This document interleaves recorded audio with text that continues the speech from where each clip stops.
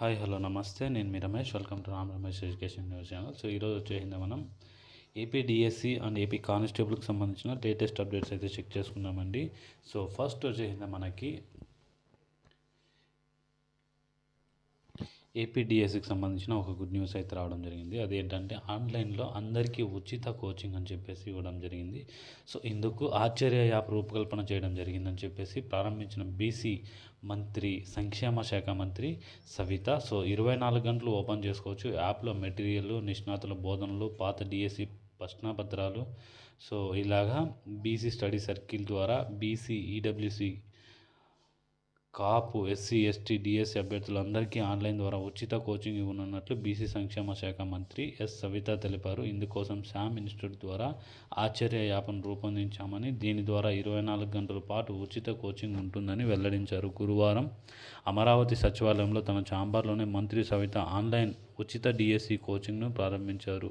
DSC ద్వారా అత్యధిక ఉపాధ్యాయ పోస్టులను బీసీ అభ్యర్థులే సాధించాలన్న లక్ష్యంతో బీసీ సంక్షేమ శాఖ ద్వారా ఉచిత కోచింగ్ సెంటర్లను ప్రారంభించామన్నారు. 26 జిల్లాల్లోని బీసీ స్టడీ సర్కిల్ ద్వారా ఉచిత డిఎస్సి కోచింగ్ సెంటర్లు నిర్వహించామన్నారు. సో బీసీ, ఈడబ్ల్యూసి, కాపు, ఎస్సీ, ఎస్టీ స్టడీ డిఎస్సి అభ్యర్థులు ఉచిత శిక్షణ అందించామని, శిక్షణా కాలంలో నెలకు 1500 స్టైఫండ్, మరో 1000 వస్తే పుస్తకాల కొనుగోలుకు అందజేశామని తెలిపారు. తాజాగా ఆఫ్లైన్ కోచింగ్ పొందలేని విద్యార్థులకు, గృహిణులకు, సుదూర ప్రాంతాల వాసులకు, ప్రభుత్వ, ప్రైవేట్ సంస్థల్లో ఉద్యోగాలు చేస్తున్న వారికి, ఆర్థికంగా వెనుకబడి ఉన్న వారికి ఆన్లైన్ కోచింగ్ ప్రారంభిస్తున్నట్లు మంత్రి తెలిపారు. దరఖాస్తు చేసుకున్న అభ్యర్థులందరికీ ఉచిత కోచింగ్ అందిస్తామని, ప్రస్తుతం 3189 దరఖాస్తులు వచ్చాయని, చాట్ బాక్స్ ద్వారా ప్రశ్నలు అడగవచ్చని, కాకినాడకు చెందిన శామ్ ఇన్స్టిట్యూట్ ద్వారా ఈ ఉచిత కోచింగ్ ఇవ్వనున్నట్లు మంత్రి తెలిపారు. ఇందుకోసం శామ్ ఇన్స్టిట్యూట్ ఆశ్చర్య పేరుతో యాప్ రూపొందించారని పేర్కొన్నారు. ఇది 24 గంటలు పనిచేస్తుందని, అభ్యర్థులు రోజులో ఎన్నిసార్లు అయినా ఓపెన్ చేసేలా రూపొందించామన్నారు. ఇందులో నిష్ణాతులైన అధ్యాపకులు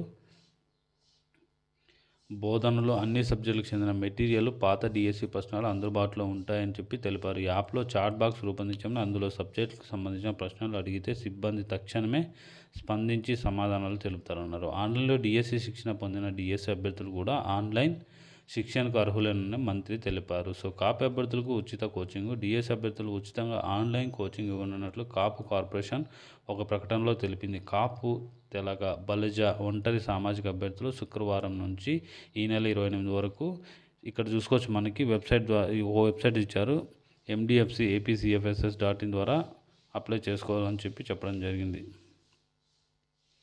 సో ఇది ఎలా అప్లై చేసుకోవాలి అనే దాని గురించి మనకు క్లారిటీ లేదు. సో దీని గురించి ఇంకా ఫర్దర్ అప్డేట్స్ ఏమైనా వస్తే నేను మీ అందరికీ తెలియజేస్తానండి. సో నెక్స్ట్ జూన్ 1న పోలీస్ ఫైనల్ పరీక్ష.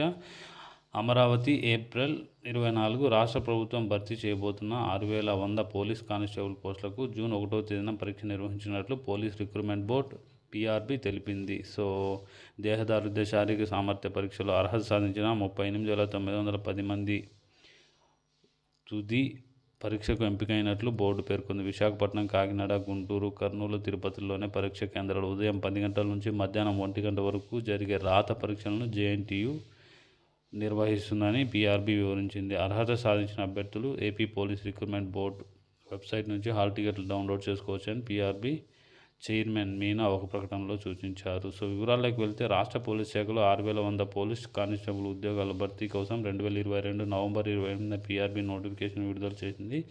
సివిల్ విభాగంలో 3580, పురుష, మహిళా అభ్యర్థులు ఏపీ స్పెషల్ పోలీస్ విభాగంలో 2520 పోలీస్ పోస్టుల భర్తీకి ఆన్లైన్ ద్వారా దరఖాస్తులను ఆహ్వానించింది. ప్రాథమిక రాత పరీక్షగా దరఖాస్తు చేసుకున్న 4,90,000 మంది నుంచి 2023 ఫిబ్రవరిలో రాత పరీక్ష రాయగా 95,000 మంది మాత్రమే కనీస అర్హత మార్కులు సాధించారు. సో వారిని శారీరక దేహదారుఢ్య పరీక్షలను పిలవకుండా అప్పటి వైసీపీ ప్రభుత్వం జాప్యం చేసింది. హోంగార్డు కోటా విషయంలో కూడా కొందరు అభ్యర్థులు కోర్టును ఆశ్రయించడంతో జగన్ ప్రభుత్వం ఆ ప్రక్రియను పూర్తిగా వదిలేసింది. రాష్ట్రంలో ప్రభుత్వం మారిన తర్వాత అభ్యర్థులు కూటమి పెద్దలకు తాము ఇబ్బందులు చెప్పడంతో ప్రక్రియ పునఃప్రారంభమైందని చెప్పవచ్చు. సో ఎవరైతే డిఎస్సికి, కానిస్టేబుల్కి ప్రిపేర్ అవుతున్నారో వీరందరూ కూడా తప్పకుండా మీ టైంని సద్వినియోగం చేసుకోండి. ఉన్న స్థాయి నుంచి ఉన్నత స్థాయికి ఎదగడానికి మీకు ఇదొక అత్యుత్తమ అవకాశంగా భావించి ఉన్న ప్రతి సెకండ్‌ని మీరు చదువుకోవడం కోసమే వెయిట్ చేయండి. సో, ఆ వెచ్చించిన సమయం తప్పకుండా మీకి మళ్ళీ మంచి రోజుల రూపంలో తిరిగి వస్తుందని నేను భావిస్తున్నాను. సో, నా మాటలు మీకు నచ్చినట్టయితే మన ఛానల్‌ని సబ్స్క్రైబ్ చేసుకొని అండ్ అలాగే ఈ ఇన్ఫర్మేషన్ మీ ఫ్రెండ్స్ ఎవరికైనా షేర్ చేయాలన్నా కూడా షేర్ చేయండి. Thank you so much. Please like, share and do subscribe our YouTube channel. జై హింద్.